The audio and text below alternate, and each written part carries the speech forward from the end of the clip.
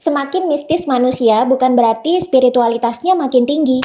Justru orang yang spiritualitasnya tinggi malah semakin jauh dari sifat mistis. Karena pada akhirnya dia akan menyambungkan antara otak kiri dengan otak kanan dengan baik. Dia juga bisa menyeimbangkan antara pemikiran rasional dengan pemikiran irasional. Irasional ini bisa berupa emosi, rasa, intuisi, pengalaman mistik, dan pengetahuan transendental. Jadi, tanda seseorang sudah tinggi spiritualitasnya itu bisa dilihat dari kecerdasannya. Dia rasionalitasnya baik, tapi emosinya juga baik. Keduanya seimbang. Dia juga nggak serba mistis. Malah dia bisa menjelaskan fenomena-fenomena mistis tersebut ke dalam koridor rasional dan bisa diterima oleh akal sehat. Karena pada dasarnya semua fenomena spiritual atau fenomena mistik itu bisa dicari kok penjelasan logikanya. Orang yang sudah mencapai kesadaran yang tinggi, mereka bisa menjelaskan hal-hal yang irasional menjadi rasional dan menjelaskannya pun dalam bahasa yang bijaksana, gampang dicerna, dan tidak suka merendahkan orang lain atau arogan. Orang yang pintar secara logika doang, alias